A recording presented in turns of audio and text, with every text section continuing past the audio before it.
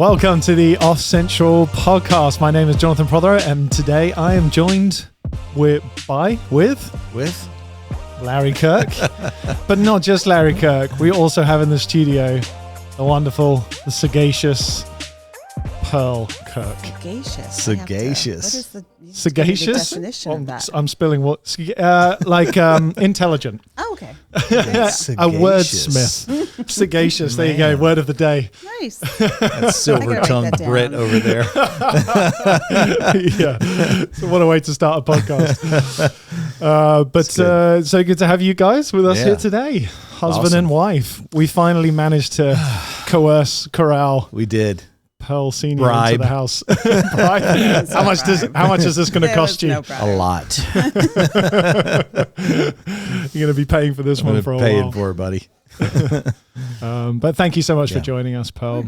We look forward to diving into this. This is actually going to be part 1, part 2 podcast. Yeah. So we're gonna double down today on a massive topic that is arguably one of the most central themes of all of Scripture, the Gospels, one of the most central themes of Jesus's message to his people, and something that you touched on this weekend.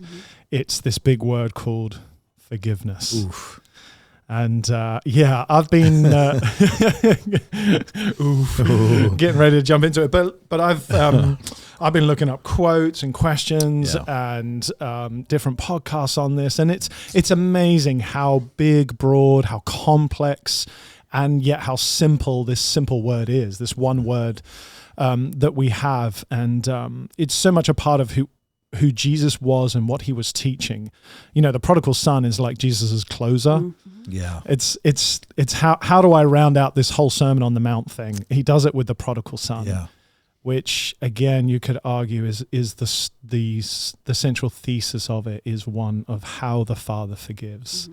And so definitely looking forward to jumping in on this topic. But maybe let's start with why, Pearl, did you feel like this was necessary to talk about? Like, what was it that you felt hadn't been said or needed to be said to the congregation, and why? Was it just sort of a sense of something in your heart that you wanted to share, or do you really feel like there's a need to talk about this in a different way? I think there's probably all the way around everything you said, but honestly, I feel like there's topics in church that we don't specifically talk about, and maybe it's just because we just don't talk about it, especially, I don't know, I just feel like there's a huge, as for me, we have talked about, but, I was coming from a place of something people don't, if you've been abused at any point in your life, it's something that you keep quiet, you keep inside. And I don't think that the church really addresses that. I think more so now than it used to be, but I just felt like that was huge in that aspect for me, was something huge back here that everybody always kept hidden and quiet and nobody talked about. So I feel like that was something I wanted to talk about. It's funny, when we had our conference, there was a group of women that sat around the table, and we kind of touched on that. And it was really, really hard to do. We talked about it. One person talked about a different aspect of it, but something super hard, again, that nobody talks about.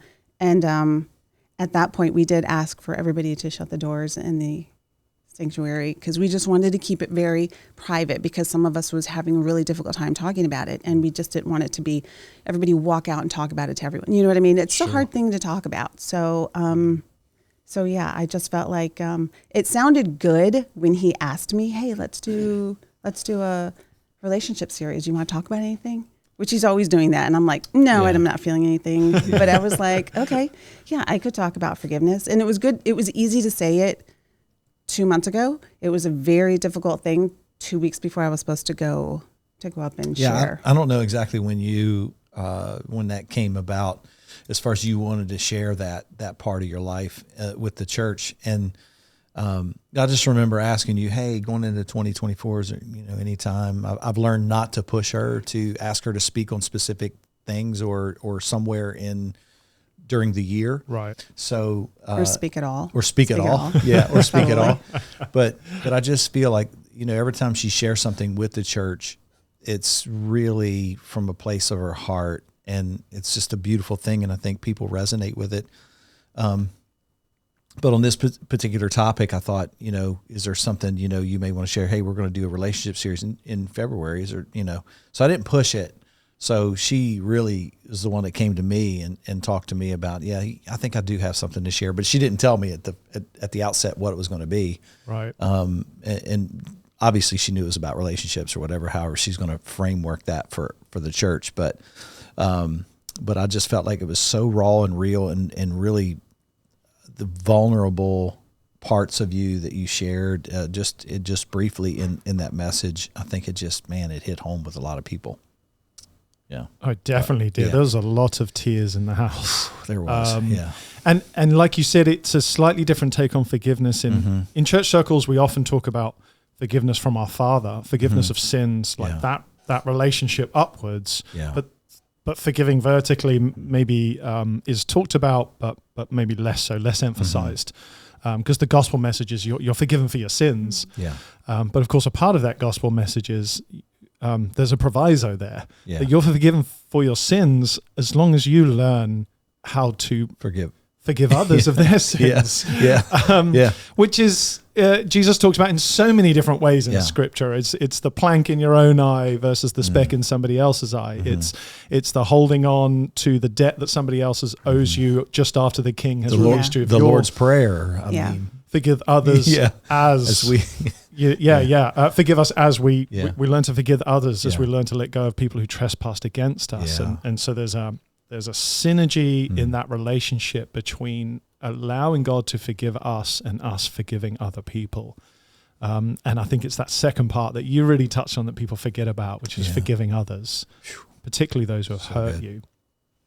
It wasn't necessarily the thing I thought I was going to be talking about. It was just one of those things when you started going through it, and I thought, I don't know if I could do that. It's different when you talk to women. I don't know. It's, when you get a bunch of women together in a room, it's like, that's awesome. And everybody's like, let's share and let's love each other.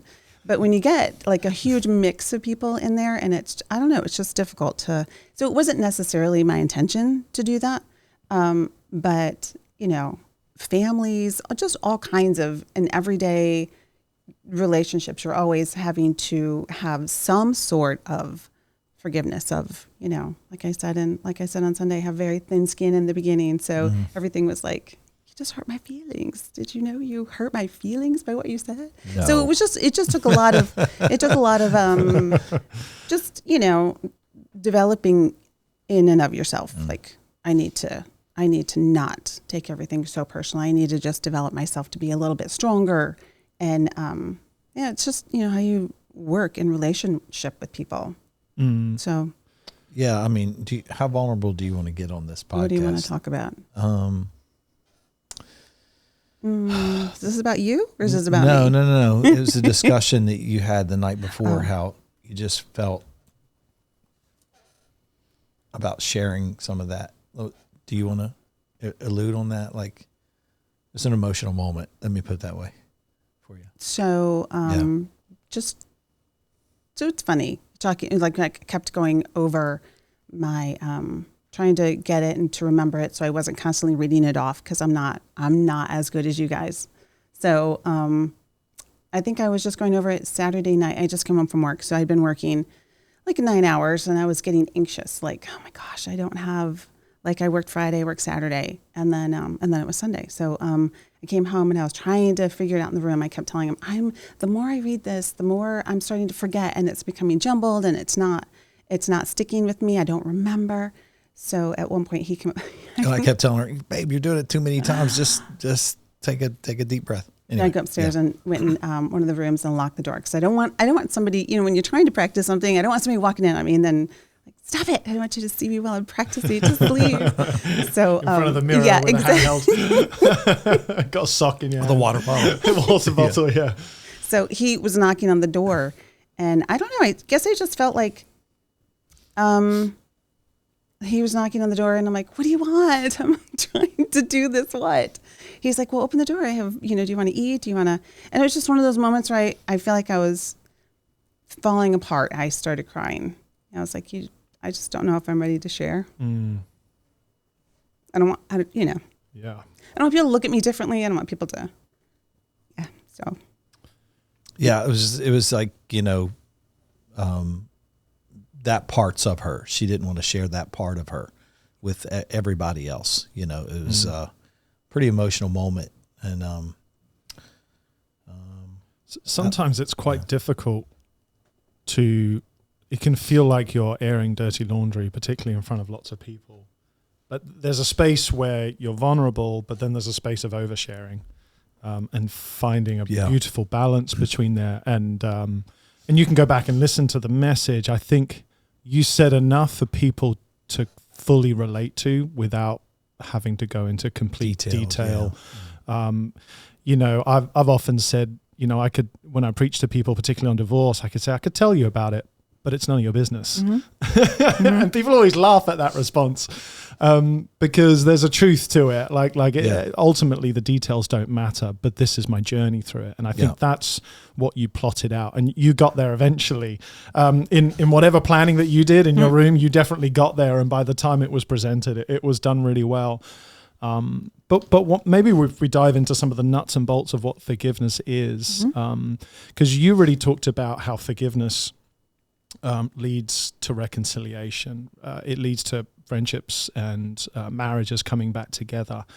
And I think it's important to understand that forgiveness isn't reconciliation, and it doesn't always necessarily lead to that, because reconciliation takes two people coming together, right? For sure. Whereas forgiveness only requires one person. But what were some of your thoughts when you were thinking about how forgiveness reconciles? I mean, do you have any deeper ideas or thoughts or things on that you would want to say to people? If somebody's looking to try and forgive somebody, what do you want them to know about how forgiveness can help you reconcile? Well, so like you said, I was I was reading your notes or the questions that you had sent. And reconciliation and forgiveness, it's, two different things. You can forgive somebody, right? I can choose to forgive behavior or something that was done to me. And I feel like that's a personal thing. Then I feel like I'm not holding on to, like I had bitterness, and I'm not holding all these really bad feelings, even though you're trying to. I think some people will say, I forgave them and I'm fine. But clearly in their behavior and sometimes their attitudes, you feel like, did you though? Because you're seeing things. I think we try our best, but I think you personally, when you forgive somebody, you know that it's like, okay, we're done. I cannot stand here anymore in my bitterness or my I had mentioned toxic thoughts. You just start thinking that, and it just starts to eat you up inside. So I think that's a personal thing to forgive somebody. Reconciliation is sometimes it's not always continuing in that relationship is the best for you. So I can forgive the person, and I can, have, Lord bless you. I hope you have a, wonderful life. But I just think that sometimes the relationship doesn't need to go any further. Do you know what I mean? Yeah. Particularly in like extreme cases of abuse, people are like, well, I just need to forgive and forget. Well, actually remembering might be the more prudent choice here, because forgiveness doesn't necessarily equal forgetting. Right. Because then we're cycling over the same pattern again. Right. You're putting yourself, I'll forgive it, and we're back to where we were again. But also, I think it's nice for a lot of people who maybe don't have the opportunity to reconcile in the sense of, let's say, your mother or your father who are deceased. But there can be things that when you never had the chance to reconcile, but forgiveness can still occur inside of your heart. That only requires one person to let go of those wrongs. Yeah, I think, it's so easy, in church over the years, we've always heard that term, years ago, not so much anymore, but forgive and forget. And I'm just always reminded of Jesus and the scars that he bears. He'll never forget, that moment on the cross. He'll never forget taking the sin of the world on him and doing that for humanity. And so it's never a forget thing. It's one of those things that, I think Shane kind of frameworked it too one time. He says, you just what you're doing is you're just telling them that you don't owe me anything anymore. Right. It's okay. Right. And I always relate it to like a basketball. If You're just like, okay, here's the forgiveness I'm giving you. The ball's in your hand. Whether you reciprocate that and throw the ball back and offer that same thing, it's okay. It's done. Mm-hmm. It's all right. You don't owe me anything. You know, and it's coming to that place, I think, is, you know, that kind of forgiveness. But I don't think you'll ever forget, you know, especially something that's been deeply scarred in your relationships. I don't think you ever forget those things.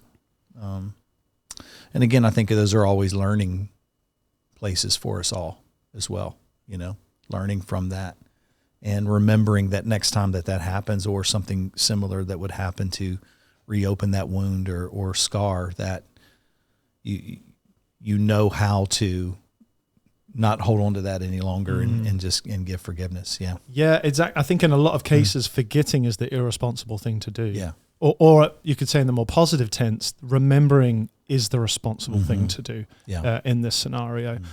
Because otherwise, how do we grow? How do we learn? How do we not repeat the cycles? You know, there's that Proverbs 26, you know, as a dog returns to his vomit, so a fool returns to his folly. That's right. That's one of my favorite scriptures, 26:11, I think it is. It's a good one. It's a good one.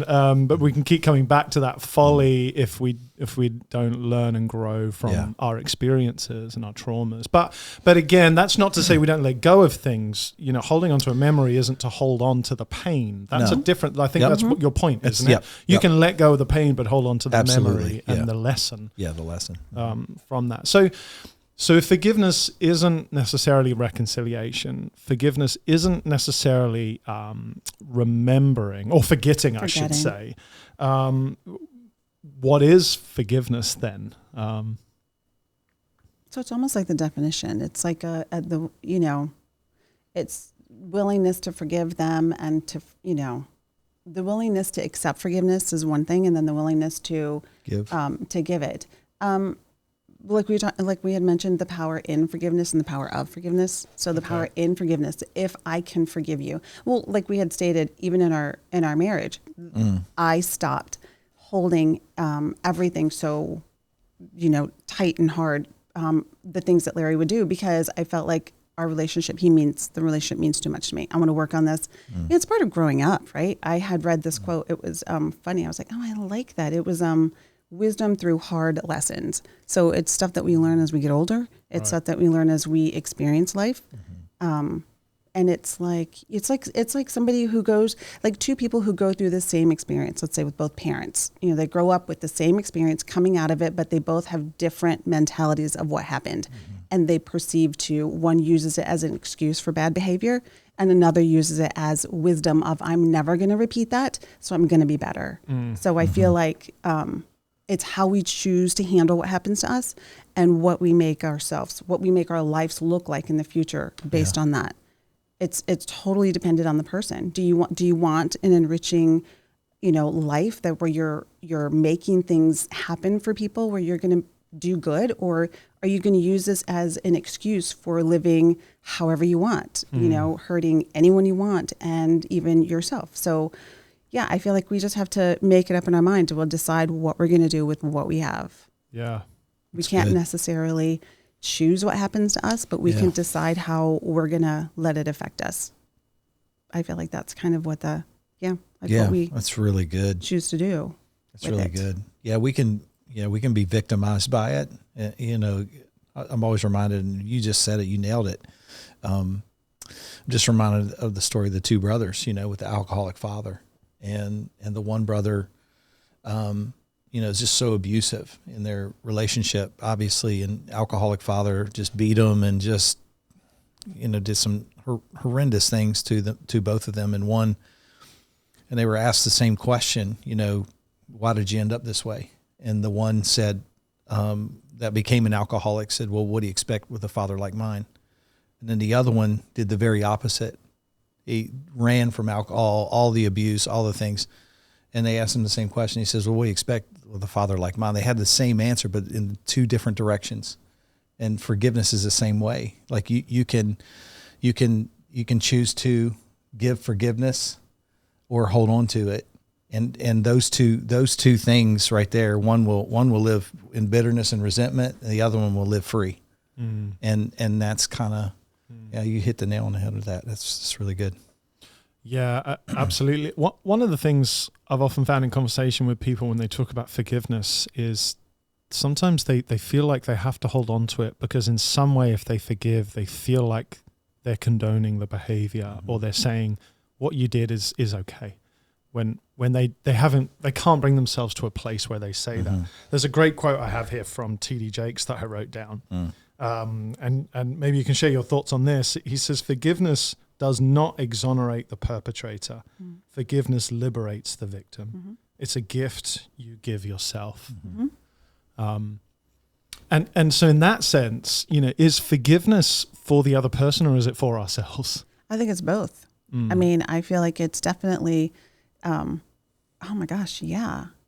Just because I can, so somebody brought up what we had talked about just recently. I had never told him what happened to me, Larry, so he didn't know. And it was, I felt like it was okay because it wasn't affecting me and how our marriage, yeah. Or my kids were probably, they were little at the time. But anyways, things came up, people knew, and I got a phone call from a family member. And it was, everybody over there just found out what happened years and years and years ago. So it was like, for them, it was new. For me, it was dredging up old things. Yeah. So then I would have somebody else call me and they would be like, well, what happened? And why did it happen? Did you not tell anybody? That being said, after going into work, after probably, because it's like, opening a wound, it's starting to, everything feels fresh again, right? So I remember I was at work and it was consuming my thoughts. And I could see that I was angry and I was frustrated and it's starting to affect my marriage and my relationship with my kids. So my brother had called me and he wanted to talk to me about something. And I said, you know what? I have to close the door. I can't, because for me, honestly, everything is really weird. It tends to be visual for me. I felt like I totally and completely saw that I opened the door. It's like turning around and just looking back. I can't live there. It was like dragging me back. I was starting to get frustrated. I was starting to get anxious. I was starting to get, so it's like, I'm not going to do it. I already did everything I was supposed to do. I forgave. I, asked God for healing. And I feel like I was walking it out and I felt like I was a better person. I'm starting to see myself change as I'm starting to constantly think about those things. So yeah, I feel like it's definitely you shut the door, you do everything you're supposed to do. I, did what I felt like I needed to do and I felt like I'd moved on. But to not move on, I would have still lived there. Do you know what I mean? I still would have. I would have been a different person if I couldn't have done what and you know what? It was only God, because there's no way in and of myself I could have done any of that, really. Right. Yeah. When I found out, I mean, it was like, I couldn't believe it from a standpoint of she showed no signs of anything of that type of abuse. And then I was, a little, I wasn't taken back by it. I couldn't believe, because their family is so close. I would have never known that about that individual person, when it came, when you started to share that later on. Yeah. Which was wild. I mean, I just couldn't believe it. Not that I wanted to make this whole thing about that. That's No, that's not what I wanted to do. No. I'm just saying, I can't. Yeah. I think it's helpful for people to understand your process and how you've had to navigate some of the big obstacles to forgiveness in your own life. Did you feel like, did you have to go on a journey of forgiving through that? Did you have to forgive in your own heart? Because as a guy, for whatever reason, if I found out Amanda had been wronged in some way, the rage inside of me, would awaken. Sure. I think because she had moved on from it and was okay with, that person in the same space as us. And it was just so just no,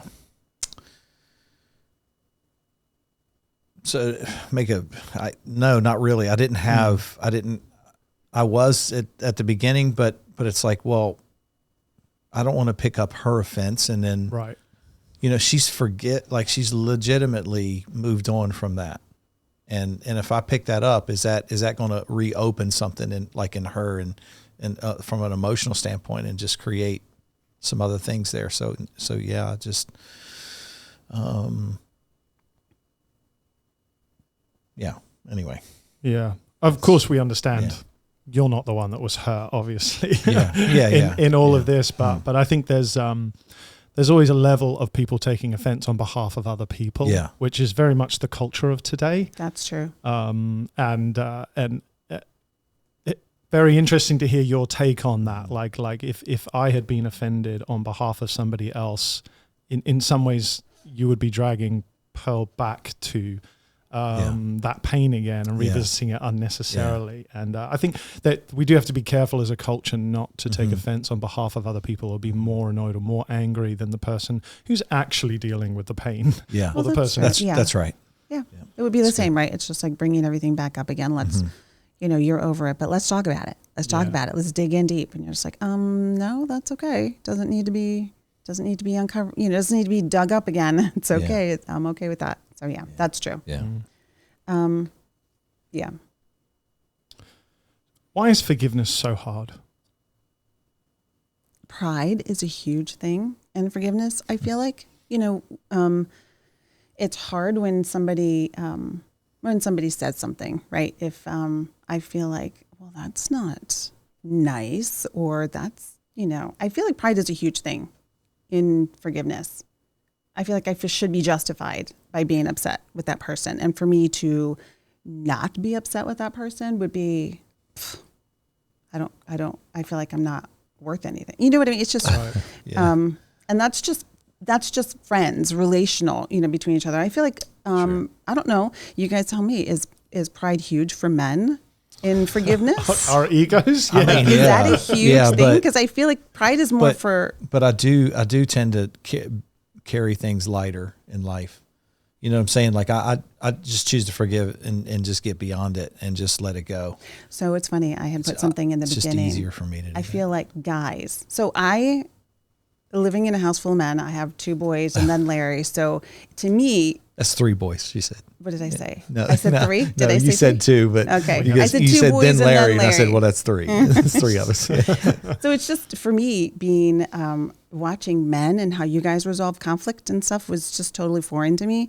I could not understand it. I could walk away from an argument. So I would see like maybe the boys being older and Larry like arguing about something that I would be really upset about. And like 20 minutes later, they're laughing and watching TV. I'm like, what? Like I have to have conversation. I want to know what's going on. Like, did you say you were sorry? Like you guys, I feel like it, escalate super fast, but then you de-escalate. That's why guys in high school back in the day, we'd fight it out with our fists and then be best friends the next day. That's totally foreign to me. Yeah. Totally foreign. I was sitting around the table and I'm like, so Bryson's like complaining about something in school. He was elementary school, I think. Yeah. And like bullying. I'm like, you need to go tell the teacher. You need to tell the teacher what's going on. And so him being such a nice boy goes and tells the teacher and she's like, well, you just need to let it go. So he comes and it was an ongoing thing. So we're having dinner and he would talk about it again. And Garrett was maybe Bryson was in middle school at the time because I think Garrett was in high school. Yeah. So he says, Mom, he's talking about it again. And I'm like, well, you know what, Bryson, did you talk to the teacher? And I remember Garrett, now I'm the only woman at the table, obviously. Garrett looks at me, he's like, tells Bryson, don't tell people because then you will be labeled what did he call him? I don't know, but snitches get stitches. That's all I know. So let me interpret that for you. Honestly, it was like my mouth was open because I'm like, what? I mean, that's not. And he's like, you be the first one. Don't let them do that to you. Yep. The minute you do that, the minute you let them treat you like that, they're going to have you targeted for the whole year. Right. And to me, I'm sitting there going, that's not how you're supposed to handle those things. We're supposed to talk it out. So talk it out. Yeah. It was just totally foreign to me.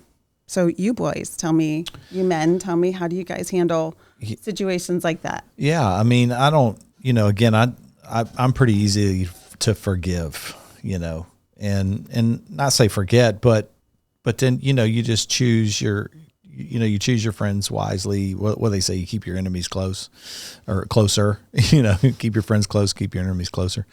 But I just choose not to hold on to it. I don't know.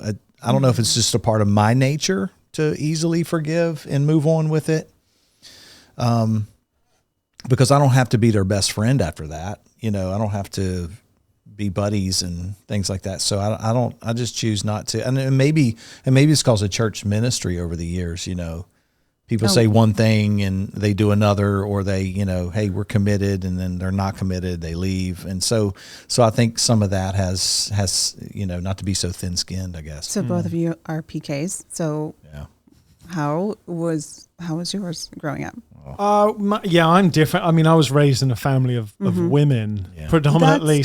My bent is probably more towards resentment. So his sisters beat him up. But they don't. That's the thing. Girls get in your head. Yes. That's what they do. They will mentally destroy you. They will savage you from the inside and out. Mean girls. Yeah, mean girls. Yeah. Physically, you will not be touched, but you will be, you'll be like a hairball inside. That's so funny, yeah. Of knotted mess. Yeah. It can get much more passive aggressive rather than aggressive. It can be, anyway, I mean, I say all this to say my sisters are amazing. Yeah. No, we're not. We love our you. families are awesome. I love my family. Families are families, aren't Yeah, they? So we hurt our families in the way we know best, and we know the buttons.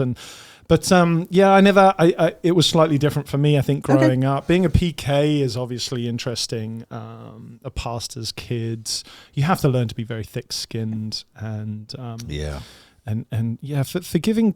It's hard. It kind of lends into the next question, which is, what are strategies for practicing forgiveness? Like, particularly when it's difficult. I don't know about you, but sometimes I feel like I've made the decision to forgive. Like when I'm calm and my best version of myself wants to forgive this person, but there's the other devil on my shoulder version of me that goes, no, don't do it.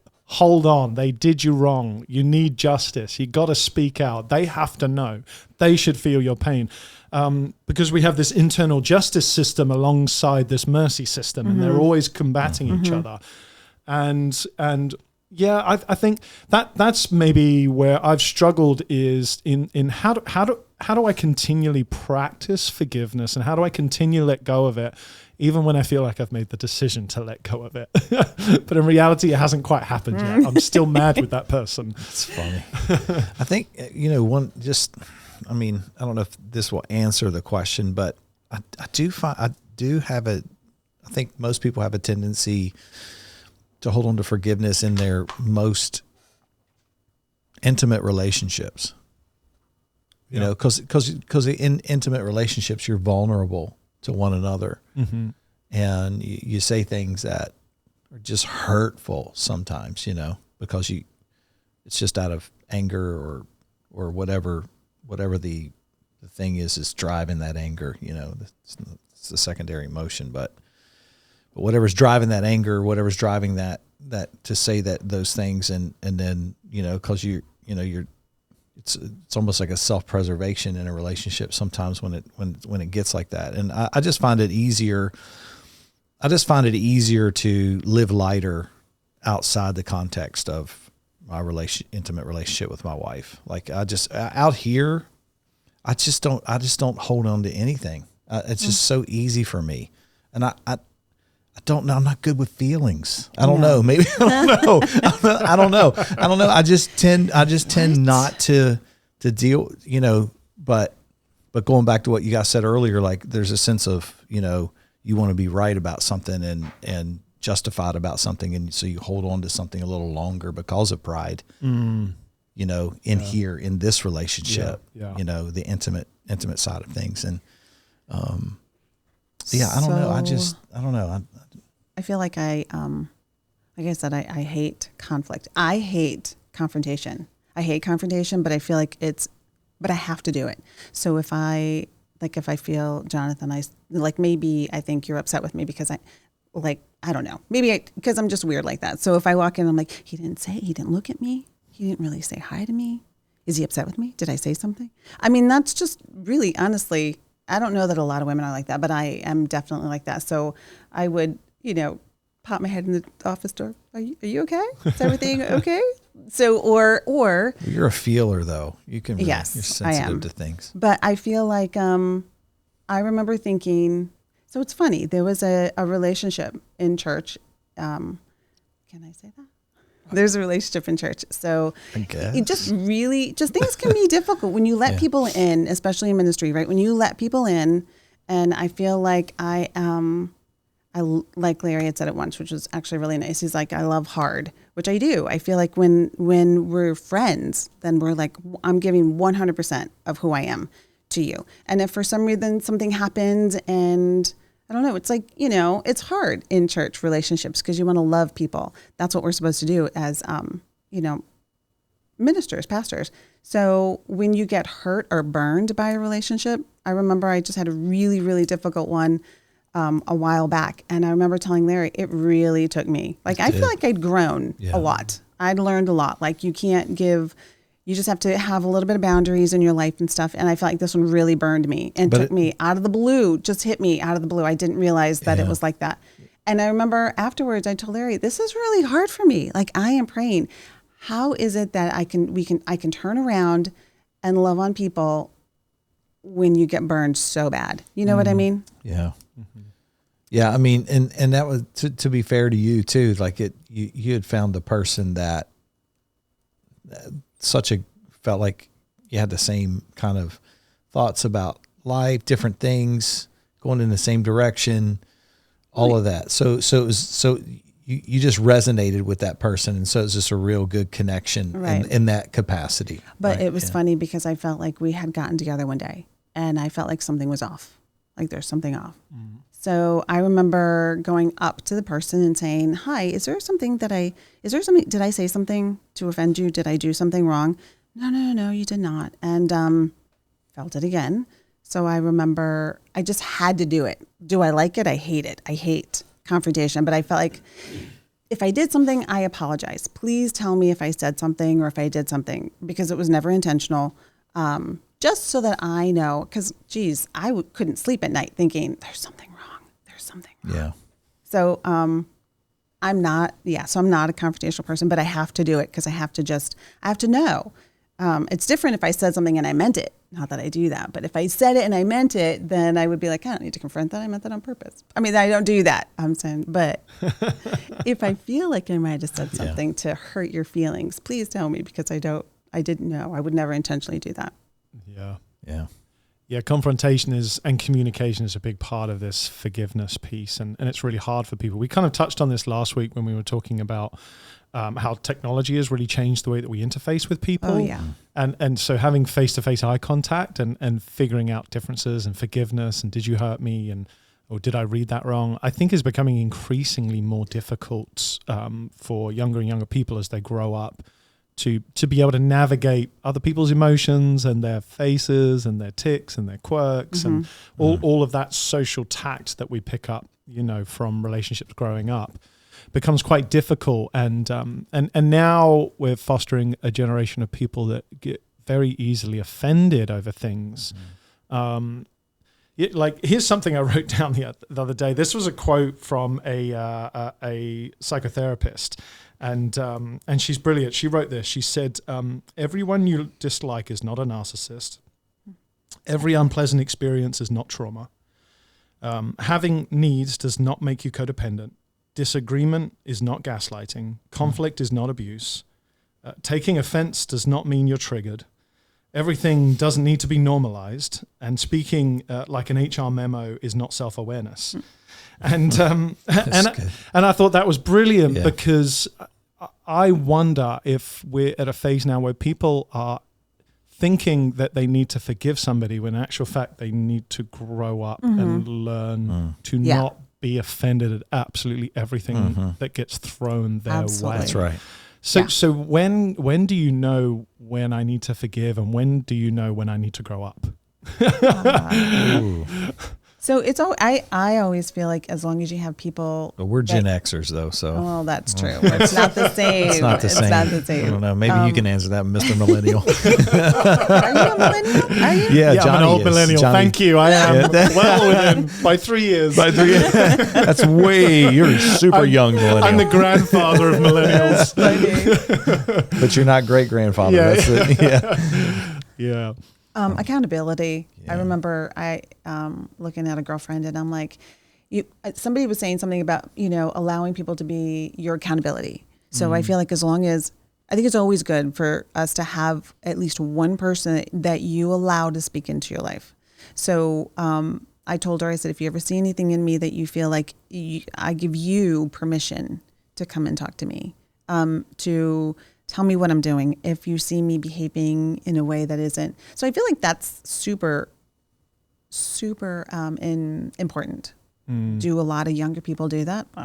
Maybe in church, because I think we talk about it, but I think generally speaking, no, I don't think people allow others to talk about or to challenge them. Yes, that's a good way to put it, because I think that's huge. If you allow only yourself, only your voice to be heard, you don't let anybody else talk, speak into you. That's good. Yeah, that just sets you up for failure, I feel like. Oh, yeah. That's good. It's actually really good. Thanks. What you just said. Thank you. Well, I think It's not surprising. I mean, I didn't say it like He looked at it was like, a surprise. No, I was just actually- think you just become a judge, jury, and executioner when you're just by yourself in your own thoughts and your own little world and in your own social media and your own, and you just don't see it. You don't see anything else because nobody else can tell you anything. And your frame and your whole world is frameworked. It's like building a house. It's frameworked by the culture of whatever's out there that's popular. And so if you're out there listening to us, just come to our house. Yeah. When my boys are home, I promise you, we will toughen you up. I just promise you that. They're great. Tell them, baby. They're it will toughen you up a little bit. It's funny. One's a Gen Zer and one's a Gen X, or a millennial, and they're pretty thick-skinned guys. Because they have to be they have by to necessity, be, yeah. Not because they choose. Right. Not because they were just born that way. It's out of necessity. Yeah, it's out of necessity. Yeah, Right. You got to be thick-skinned. They're hard to be on a Kirk. each other. Yeah. but I but I think that accountability point can be a big portion of somebody's healing, particularly if they're struggling to let go. Like to have somebody speak in and go, you've forgiven them, but you holding on to this, it actually doesn't fit the crime. Like now we're slipping into victimhood. We're slipping into this woe is me, and there's a point now where you need to draw a line, put a stake in the ground, flag in the ground, or something, and move on from this. And having people that can really challenge your behavior and your thought patterns can be a big piece to your healing over time. Well, because if you don't ever let those things go, I personally feel like you can't start experiencing healing, because it's just not going to happen when you're constantly reminding yourself of what's happened to you. Then you're not able to actually, allow God to come in and start repairing those things in your life. I mean, you discipline those you love, right? And I think for our kids, when it came to this type of subject, this kind of thing, and I think it goes back just to behaviors, right? I mean, if you're telling people